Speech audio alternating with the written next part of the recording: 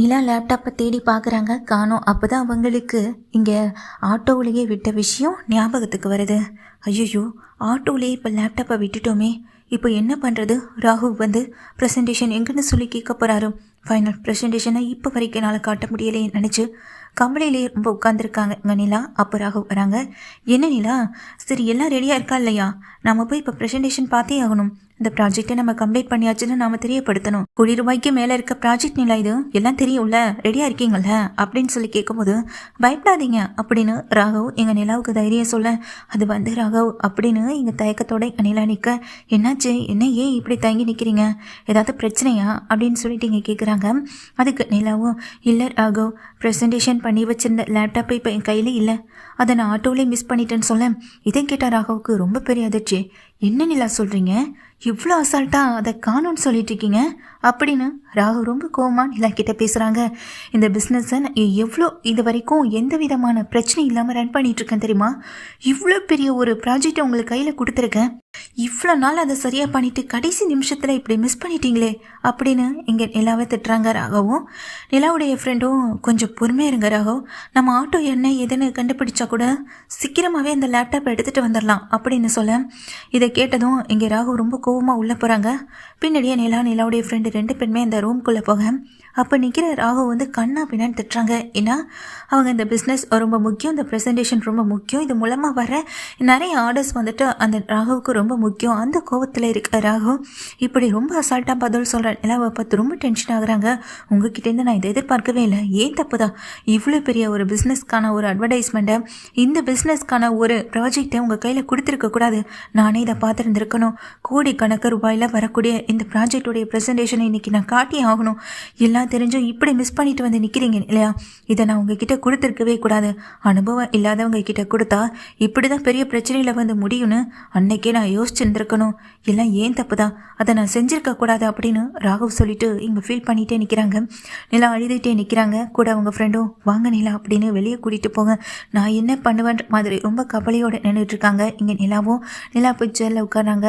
நீங்கள் எந்த auto book பண்ணீங்க, எந்த ஆட்டோவில் ஏறினீங்கன்னு ஏதாவது ஞாபகம் இருக்கான்னு சொல்லிட்டு அவங்க ஃப்ரெண்டு கேட்டுகிட்டே இருக்கு. இப்போ எதுவுமே என் மைண்டில் வரவே மாட்டுதுன்னு சொல்லிட்டு ரொம்ப ஃபீல் பண்ணியபடி உட்காந்துருக்காங்க. அந்த டைமில் எங்கள் நிலாவுடைய ஃபோன் ரிங் ஆகிக்கிட்டே இருக்குது. ஃபோன் அட்டன் பண்ணலை. நிலாவுக்கு அந்த யோசனைகள் தான் போயிட்டே இருக்குது. இப்படியே விடக்கூடாது, எப்படியாவது கண்டுபிடிக்கணும்னு நிலா யோசனை பண்ணிக்கிட்டே இருக்க, ஃபோனை வந்துட்டு எடுக்கிறாங்க நிலாவுடைய ஃப்ரெண்டோ. ஹலோ அப்படின்னு சொல்லும்போது, இல்லை நிலா எங்கே அப்படின்னு சோழன் கேட்குறாங்க. நிலா அது வந்து ரொம்ப ஃபீல் பண்ணிகிட்ருக்கான்னு சொல்ல, ஏன் என்னாச்சுங்க, ராவும் பகலுமா ரொம்ப கஷ்டப்பட்டு வேலை பார்த்துட்டு இருந்தாங்க, என்னங்க ப்ராஜெக்ட் ப்ரெசன்டேஷன்லாம் முடிச்சிட்டாங்களா அப்படின்னு சொல்லி கேட்க, அதை பண்ணுறதுக்கு அந்த ப்ரெசன்டேஷன் இருந்தால் தானே காட்ட முடியும்னு சொல்லும்போது, என்னங்க சொல்கிறீங்க அப்படின்னு சோழன் கேட்குறாங்க. ஆமாங்க, நிலா ஆட்டோவில் வரும்போதே அங்கே லேப்டாப்பை மிஸ் பண்ணிட்டாங்க போல், இங்கே ராகவ் சார் ரொம்ப திட்டாரு, பாவம் அவங்க ரொம்ப ஃபீல் பண்ணிகிட்ருக்காங்க, என்ன பண்ணுறதுனே தெரியலைங்க, எனக்கும் ரொம்ப யோசனையாக இருக்குது அப்படின்னு அவங்க ஃப்ரெண்டு சொல்லும்போது, அதை கேட்டதும் இங்கே சோழனுக்கு ரொம்ப அதிர்ச்சியாக இருக்குது. நீங்கள் நிலா கிட்ட சொல்லுங்கள், ஃபீல் பண்ணாமல் இருக்க சொல்லுங்கள், கொஞ்ச நேரத்தில் எப்படியாவது நான் லேப்டாப்போட வரேன் அப்படின்னு சொல்லிட்டு அங்கேருந்து கிளம்புறாங்க இங்கே சோழனும். இங்கே சவாரியை முடிச்சுட்டு அங்கே இருக்க சோழன், நிச்சயமாக நிலா அங்கே மெயின் ரோட்டில் வந்து தான் ஆட்டோ ஏறின்னு இருக்கணும், அங்கே போய் நம்ம பார்த்தோன்னா நிச்சயமாக நம்ம கண்டுபிடிச்சிடலாம் அப்படின்னு சொல்லிட்டு இங்கேருந்து சோழன் வந்து நேராக அந்த மெயின் ரோட்டில் போயிட்டு ஆட்டோ ஸ்டாண்டுக்கு போகவும் செய்கிறாங்க.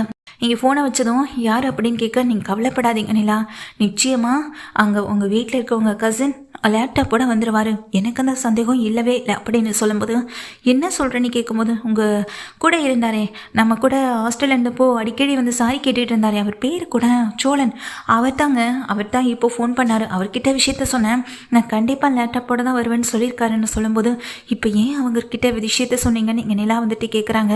வேறு என்ன நிலா பண்ண முடியும், இந்த சுச்சுவேஷனில் நமக்கு ஹெல்ப் பண்ணுறதுக்கு யாருமே இல்லை, ராகவ் சார் நம்ம வேலை ரொம்ப பயங்கர கோவத்தில் இருக்காரு, அவருக்கு தேவை அந்த ப்ரெசன்டேஷன், இல்லைன்னா அவர் ரொம்ப டென்ஷன் ஆகிடுவார் அப்படின்னு சொல்லிட்டு இருக்கும்போது நிலா ரொம்ப யோசனையோடு நின்றுட்டுருக்காங்க. சோழன் வந்து நேராக அந்த ஆட்டோ ஸ்டாண்டை தேடி போகிறாங்க. ஆட்டோ ஸ்டாண்ட் அங்கே போயிட்டு பார்க்குறாங்க. இங்கே வந்து இல்லை கொஞ்சம் நேரத்துக்கு முன்னாடி நிலான்னு ஒரு பொண்ணை ஆஃபீஸில் கொண்டு போய் ட்ராப் பண்ணிங்களான்னு சொல்லிட்டு கேட்கும்போது, யாரும் இல்லைன்னு சொல்லும்போது ஒருத்தர் மட்டும், ஆமாம் அட நம்ம மணி தானே இப்போ இந்த ஆட்டோ ஓட்டிகிட்டு போனது அப்படின்னு சொல்ல, ஆமாம் ஆமாம், நான் பக்கத்தில் இருக்கவங்களே சொல்கிறாங்க, அவர் நம்பரே இருக்கா, அவர் இப்போ எங்கே இருப்பாருன்னு தெரியுமான்னு சொல்ல, அவர் இன்னும் இங்கே வந்து சேரவே இல்லையே, எப்போதும் சவாரி முடிச்சுட்டு கரெக்டாக இந்த இடத்துக்கு வந்துடுவார், ஒருவேளை வேறு சவாரி ஏதாவது இருந்திருந்தால் இந்த டைமுக்கு இங்கே வந்திருக்க மாட்டார் அப்படின்னு சொல்லிட்டு நம்பரை கொடுக்குறாங்க. நம்பர் ரீச் ஆகலை. இப்போது சோழனுக்கு ரொம்ப பயம் வந்துடுது.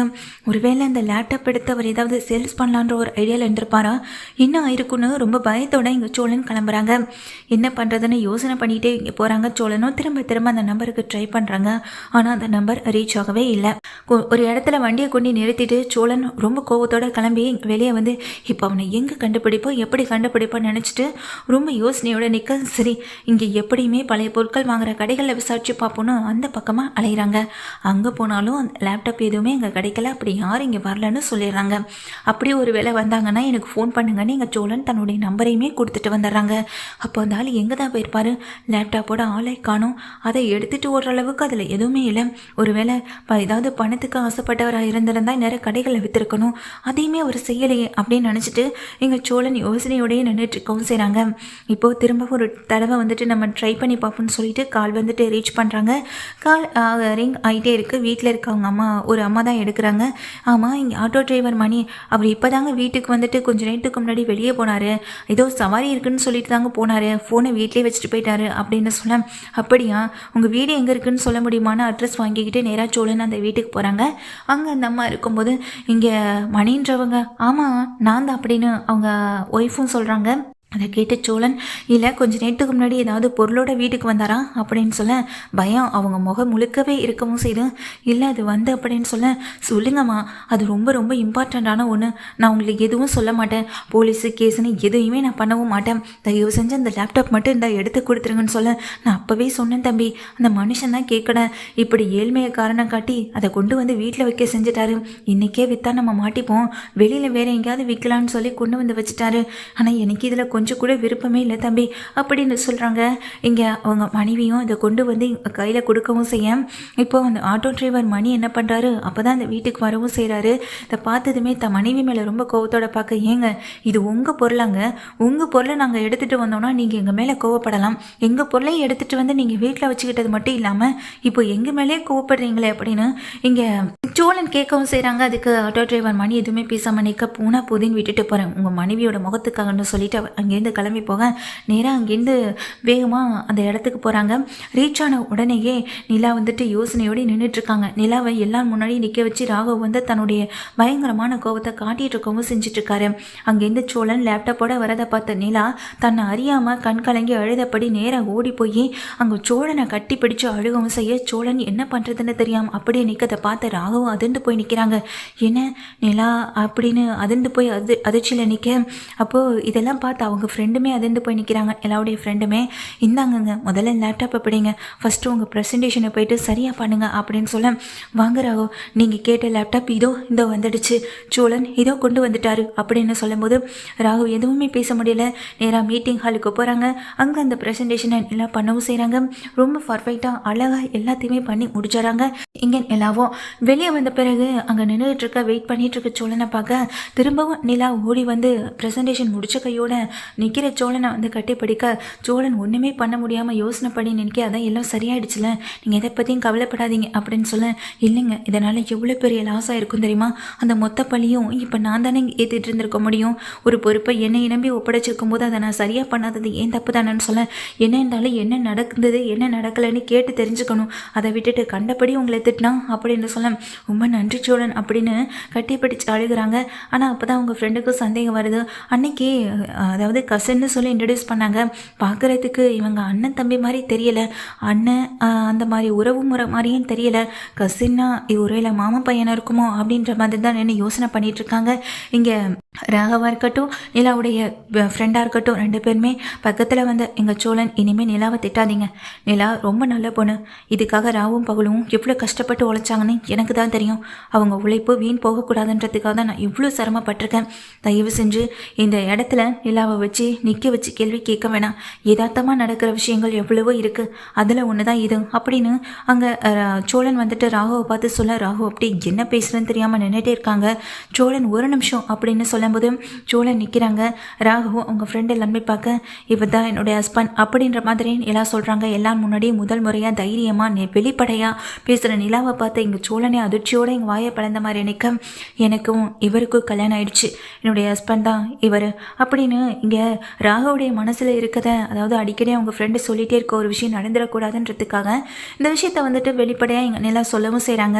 அது மட்டும் இல்லாமல் சோழனை யாருக்கும் விட்டு கொடுக்கக்கூடாதுன்ற ஒரு எண்ணமும் எங்கள் நிலாவுக்கு இருக்கிறதுனாலையும் தான் இந்த விஷயத்தை வெளிப்படையாகவே சொல்ல, அதை விட பெரிய அதிர்ச்சியாக தாங்க முடியாமல் நிற்கிறாங்க எங்கள் ராகவும். சரிங்க அப்போ நான் வரேன் அப்படின்னு சொல்லிட்டு கிளம்ப, இங்கே சோழனை திரும்பி பார்த்து எல்லாம் அப்படியே யோசனை பண்ணியபடி நிற்க, என்ன நீலா சொல்கிறீங்க, உங்களுக்கு மேரேஜ் ஆகிட்டா அப்படின்னு அவங்க ஃப்ரெண்டு வந்து கேட்க, ஆமாம் அது ஒரு பெரிய இன்சிடெண்ட், அதை பற்றி யோசிக்கக்கூடாது பேசக்கூடாதுன்னு தான் நானும் நினச்சேன். ஆனால் எனக்காக சோழன் நிறைய விஷயங்களை இங்கே கடந்து வந்திருக்காரு. அப்படி இருக்கும்போது அவரை என் ஹஸ்பண்ட் சொல்கிறதுல எனக்கு எந்த விதமான தயக்கமும் இல்லை அப்படின்னு எங்கள் நிலா சொல்லிட்டு உள்ளே போக, ராகு முகத்தை பார்த்த மாதிரியே என் நிலாவுடைய ஃப்ரெண்டு நின்றுட்டே இருக்காங்க. அவ்வளோ உடஞ்சி போய் நிற்கிறாரு. கொஞ்சம் நேரத்துக்கு முன்னாடி வரையும் நிலாவை அவ்வளோ திட்டிருப்பார். ஆனால் இப்போது நிலாவுக்கு கல்யாணம் ஆகிடுச்சு, நிலாவுடைய ஹஸ்பண்ட் தான் சோழன், இதெல்லாம் தெரிஞ்ச பிறகு அவரால் அதை ஏற்றுக்க முடியவும் இல்லை. அந்த மாதிரியான சுச்சுவேஷனில் நிற்க நிலா உள்ளே போய் உட்காந்து அதாவது சோழன் தனக்காக கஷ்டப்பட்டு இந்த லேப்டாப் கண்டுபிடிச்சு கொண்டு வந்து கொடுத்ததை நினச்சோம், தனக்காக இவ்வளோ ரிஸ்க் எடுத்ததை நினச்சோம், ரொம்ப பெருமைப்பட்டோம். அதே நேரத்தில் அவங்க மேலே ஒரு காதல் வந்தும் இங்கே உட்காந்து யோசனையோடு சிரித்த மாதிரி இருக்காங்க இங்கே நிலாவும்.